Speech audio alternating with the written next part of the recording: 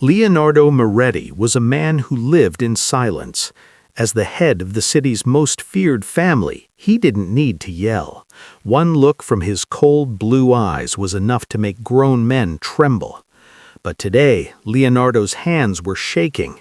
He stood in the middle of a private cemetery, surrounded by white marble statues. In front of him was a hole in the ground. The grave of his wife, Isabella, was wide open. Isabella had died 3 years ago in a tragic car accident on the coast.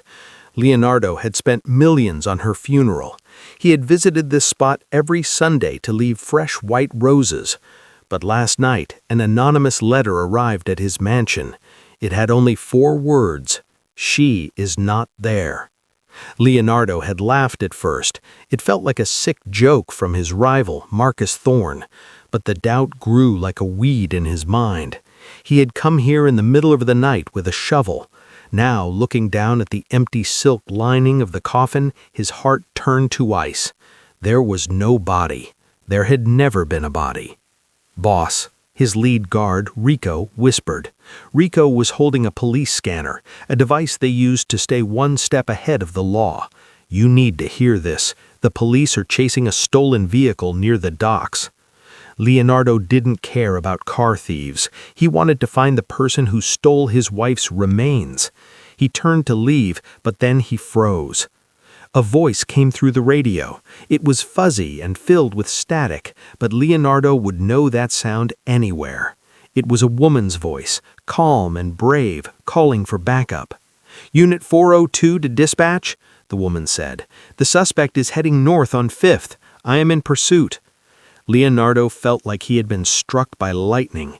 It was Isabella. The woman he had mourned for 3 years wasn't dead. She wasn't even missing. She was a police officer. "Rico," Leonardo growled, his voice sounding like grinding stones. "Get the car. We aren't going after Marcus Thorne. We are going to arrest a cop." Before we continue the story, I really want to take a moment to ask you if you could please subscribe to the channel. If this is your first time here, don't forget to like and subscribe for more amazing stories. And if you're watching quietly and haven't subscribed, please show some love. Thank you. Leonardo's SUV tore through the city streets, weaving between cars like a black shark in shallow water. His mind was a storm of static. He remembered the phone call from the police 3 years ago. He remembered the charred remains of the car at the bottom of the cliff. He remembered the closed casket he had kissed every week. "Boss, we are 2 blocks away," Rico said, his voice tight. "The police have the suspect cornered in an alleyway off Pearl Street." Leonardo didn't wait for the car to fully stop. He stepped out before the tires finished screeching. The alley was filled with the flashing red and blue lights of 3 patrol cars. Officers had their guns drawn, pointing at a stolen sedan. And there she was. She was wearing a dark blue tactical vest with "Police" written across the back in bold white letters. Her hair, which used to fall in soft curls over her shoulders, was pulled back into a tight professional bun. She held her service weapon with a steady hand, her eyes focused on the criminal. "Isabella," Leonardo whispered, the name feeling like a sin on his tongue. As the officers handcuffed the suspect, the woman turned around. When her eyes met Leonardo's, the world seemed to lose its sound. She didn't scream. She didn't look happy to see him. Instead, her face went pale and her grip on her radio tightened. "Officer Moretti?" a younger cop asked, looking between her and the giant, dangerous man standing at the mouth of the alley. "Do you know this guy?" Isabella took a deep breath. The softness Leonardo remembered was gone. Her eyes were hard, like blue diamonds. She stepped toward him, but she didn't stop to hug him. She stopped 3 feet away, her hand resting near her holster. "My name is Officer Isabella Vance," she said, her voice cold and official. "And you are trespassing on an active crime scene, Mr. Moretti. Move your vehicles or I will have them impounded." Leonardo felt a rage he had never known. "You died," he hissed. "I buried you. I spent 3 years mourning a ghost while you were wearing a badge?" Isabella leaned in close, so only he could hear. "The woman you buried was a prisoner, Leonardo. I didn't die. I escaped. And if you follow me, I'll put you in a cell right next to the man I just caught." She turned her back on him and walked away. But as she did, Leonardo noticed a small silver locket hanging from her belt, a locket he had given her on their wedding day. Inside that locket was a picture of a child they had lost. Leonardo stood in the rain, watching the red and blue lights fade into the distance. His heart felt like it had been shredded. Isabella wasn't just alive, she had become the very thing he spent his life fighting. He returned to his mansion, but the gold and marble now felt like a tomb. "Boss, I did some digging," Rico said, entering the study. He placed a thin folder on the mahogany desk. After the accident 3 years ago, a woman matching Isabella's description entered the police academy under a different name. She graduated at the top of her class, but there's something else. Leonardo opened the folder. Inside was a photo of Isabella entering a small, modest apartment in a quiet part of the city. In her arms, she was carrying a grocery bag and holding the hand of a small boy. The boy looked to be about 3 years old. He had dark, curly hair and deep blue eyes. Leonardo's breath caught in his throat. "We lost our son," he whispered. "The doctor said he didn't survive the birth.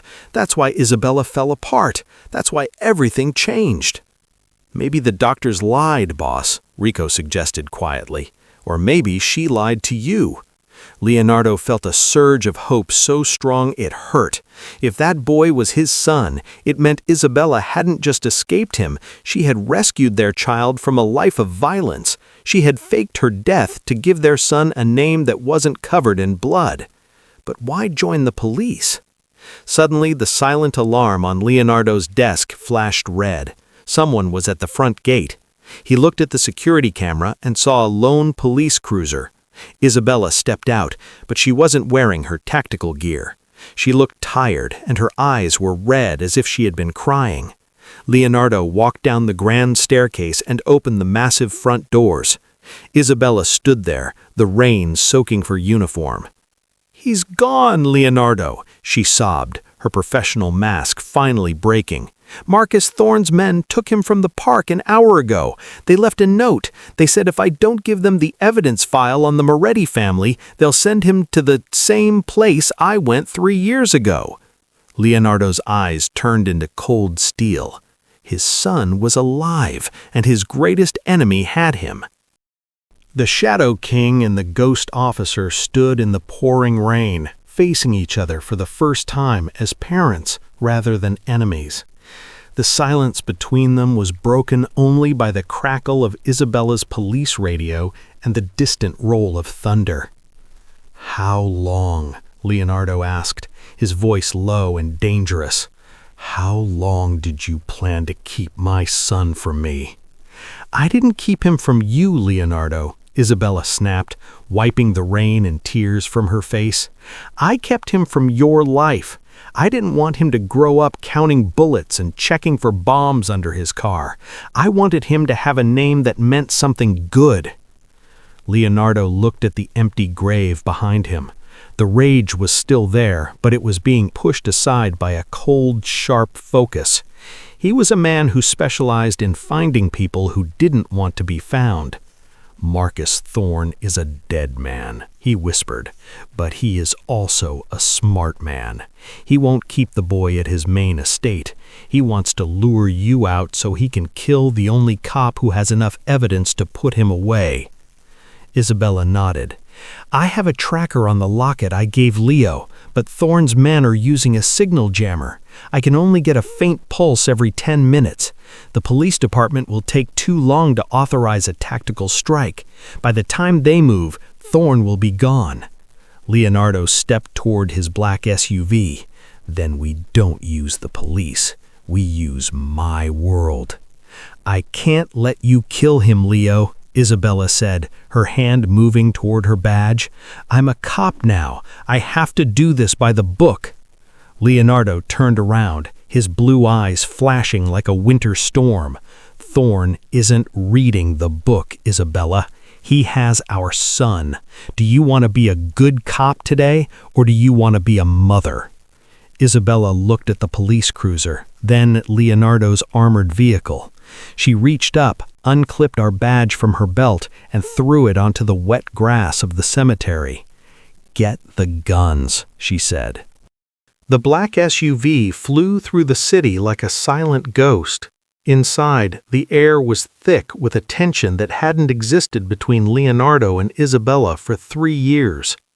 Isabella sat in the passenger seat, her eyes fixed on a tablet showing a map of the city. A small, faint red dot pulsed every few seconds. "The signal is coming from the old shipyard," Isabella said, her voice tight. "It's a maze of shipping containers and rusted cranes.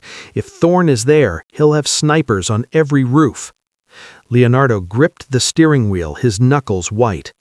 "He thinks he's playing with a cop and a broken man. He doesn't realize he's dealing with a father who has nothing left to lose." He reached into the back seat and pulled out a heavy duffel bag. He zipped it open, revealing tactical vests, thermal goggles, and suppressed weapons. Isabella looked at the gear. She had spent years arresting men for owning these items. Now she reached in and grabbed a vest. "I'll take the west side. I know how Thorn's men move. They follow a predictable patrol pattern. I can slip past the guards and get to the main warehouse." "No," Leonardo said, his voice firm. "We stay together. Thorn wants to separate us. That's how he wins. We go in hard and fast. I'll provide the distraction. You get to Leo." They reached the shipyard under the cover of a thick fog. Leonardo cut the lights and rolled to a stop behind a stack of rusted containers. He handed Isabella a small earpiece.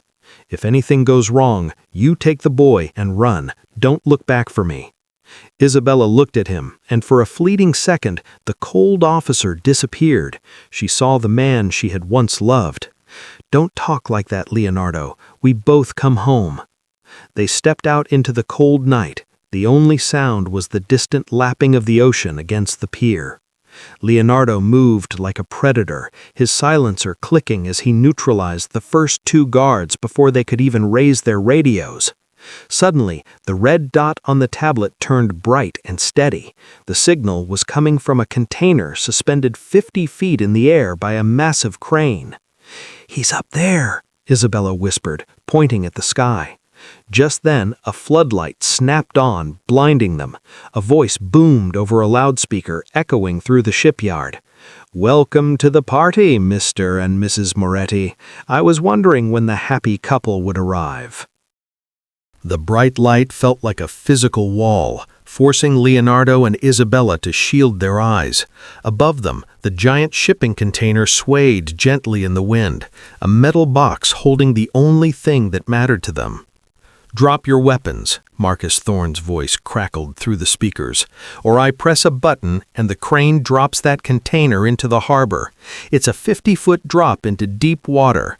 Does the boy know how to swim in the dark, Isabella?" Isabella's breath hitched. She looked at Leonardo. His face was a mask of cold fury, but his eyes were scanning the crane's structure. He was looking for a way up that didn't involve the stairs. "Don't do it, Thorn," Leonardo shouted, stepping into the center of the light. "You want me. You've wanted my territory for 10 years. Let the boy down and I'll walk into your office alone and unarmed. You can end this tonight." Thorn laughed, a dry, rasping sound. "Oh, I'm going to end it, Leonardo, but I want to see the Shadow King watch his legacy sink first." Suddenly, Isabella moved. She didn't drop her gun. Instead, she fired 3 perfect shots into the overhead floodlights. Pop, pop, pop. The shipyard plunged back into darkness. "Go," she hissed to Leonardo. She knew his style, and he knew hers, while Isabella stayed on the ground, firing at the snipers on the warehouse roof to keep their heads down. Leonardo sprinted toward the massive leg of the crane. He didn't use the ladder. He grabbed a hanging steel cable and began to climb with the strength of a man possessed. His hands bled as the rough wire tore at his skin, but he didn't feel the pain. He reached the operator's cabin just as a guard stepped out with a rifle. Leonardo didn't waste time with a silencer. He tackled the man, sending them both crashing against the metal railing. Below them, the shipyard erupted in gunfire. Isabella was moving between containers, drawing the attention of Thorne's entire security team. She was the distraction now. Leonardo threw the guard over the side and smashed the cabin window. He reached for the controls to lower the container, but his heart stopped. The control panel had been ripped out. There were only 2 wires sticking out, and a digital timer counting down from 60 seconds.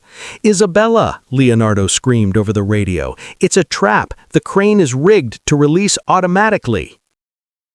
The red numbers on the timer blinked like an angry eye. 59, 58, 57. Leonardo's heart hammered against his ribs. He looked at the wires.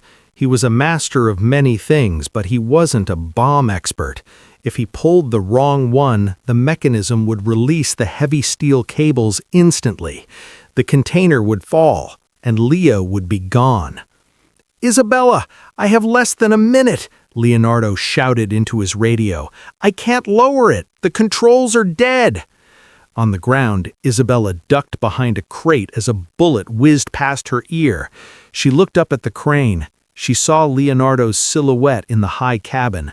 She also saw Marcus Thorne's men closing in on the base of the crane with gasoline cans.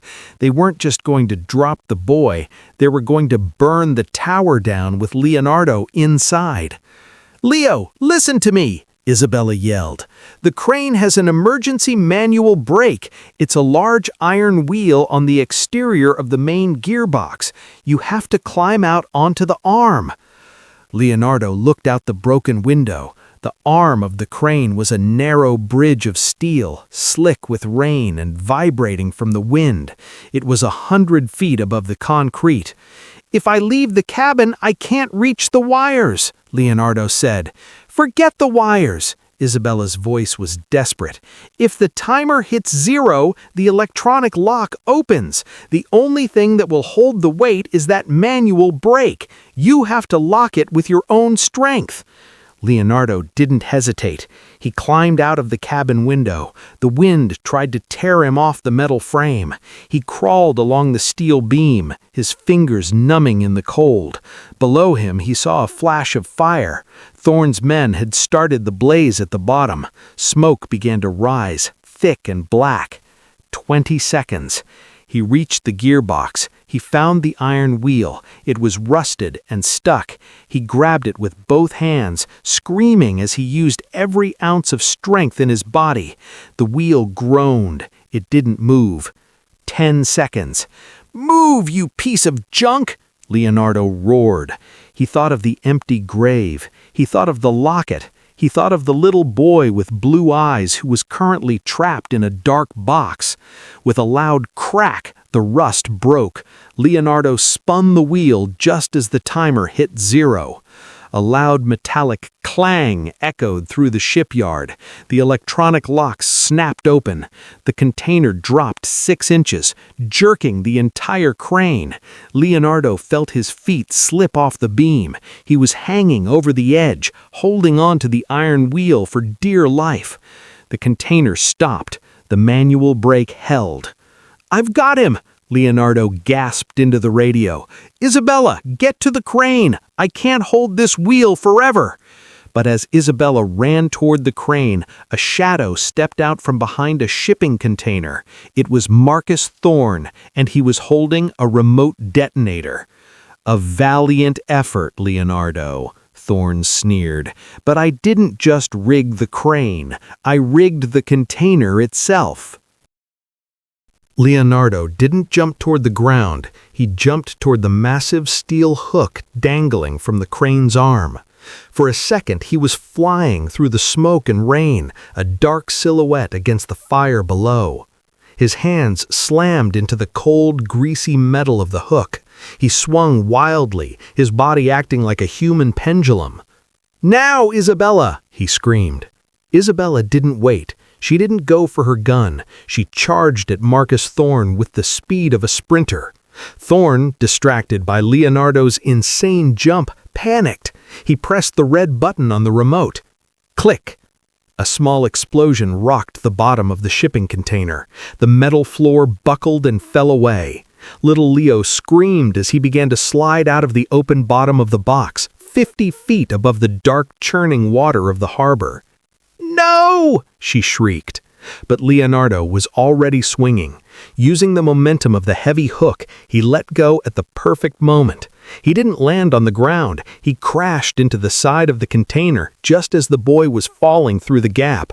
Leonardo hooked one arm around a steel cable and grabbed his son's jacket with his other hand. They hung there, suspended in the air. Below them, the metal floor of the container splashed into the ocean. Little Leo was sobbing, clinging to his father's neck. Leonardo's dislocated shoulder felt like it was being torn off his body, but he didn't let go. On the ground, Thorne tried to run, but Isabella was faster. She tackled him into the dirt, her knee pressing into his spine. She didn't use her handcuffs. She grabbed the remote from his hand and smashed it against a stone. "It's over, Thorne," she hissed, her voice trembling with rage. "You lost." Vince and the rest of Leonardo's men swarmed the shipyard, neutralizing the remaining snipers. They quickly operated the emergency winch to lower the cable. When Leonardo's boots finally hit the solid ground, he sank to his knees, still clutching the boy to his chest. Isabella ran to them, throwing her arms around both of them. For the first time in 3 years, the Moretti family was whole. But as the police sirens grew louder in the distance, Isabella looked at Leonardo. The fire from the shipyard reflected in her blue eyes. "The police are coming, Leo," she whispered, "and I'm still an officer. I can't let you just walk away from everything you've done." The blue and red lights danced off the puddles in the shipyard. The smoke from the fire curled into the sky like a fading ghost. Leonardo sat on the wet ground, his son's head buried in his shoulder. For a man who had ruled the city with fear, he looked remarkably at peace. Isabella stood over them. She held her service weapon at her side, her thumb tracing the safety. Behind her, dozens of police officers were pouring out of their cruisers, their boots rhythmic on the pavement. "Leo," Isabella whispered, her voice trembling, "they're going to find the weapons. They're going to find the bodies of Thorne's men. I can't hide this." Leonardo looked up at her. He didn't look like a boss. He looked like a father. He slowly stood up, handing the sleeping boy to Isabella. "You don't have to hide anything, Bella. You did your job. You saved our son." "But you'll go to prison for life," she said, a tear finally escaping. "After everything we just did, I'll lose you all over again." Leonardo leaned in and kissed her forehead, then turned to face the line of officers. He held his hands out, wrists together. He wasn't giving up because he was defeated. He was giving up because the war was over. He had burned his empire to save his heart. "Wait!" a voice shouted. It was the police chief, stepping through the crowd of officers. He looked at the burning shipyard, then at Marcus Thorne, and finally at Isabella. "Officer Vance, or should I say Moretti, we just found Thorne's private server in the warehouse. It contains years of records, not just of his crimes, but of every corrupt official he paid off, including the ones who helped dispose of your car 3 years ago." The chief looked at Leonardo. "Mr. Moretti, your distraction tonight allowed us to seize evidence we've been trying to get for a decade. Thorne is going away forever. And as for you," the chief paused, looking at the badge Isabella had thrown on the grass, Let's just say a lot of paperwork is going to go missing in the fire tonight. If the Shadow King disappears today, the city won't go looking for him." Leonardo looked at Isabella. She smiled through her tears and picked up her badge, pinning it back onto her uniform. "I'm moving to a quiet precinct up north," she said, "a place where boys can play in the park without guards." Leonardo nodded. He looked at the burning docks, the symbol of his power, now nothing but ash. "I hear the north is beautiful this time of year." 10 years later, in a small town by the lake, a man known only as Leo watched a young boy throw a baseball. A woman in a blue uniform pulled into the driveway, waving at both of them. The shadows were gone.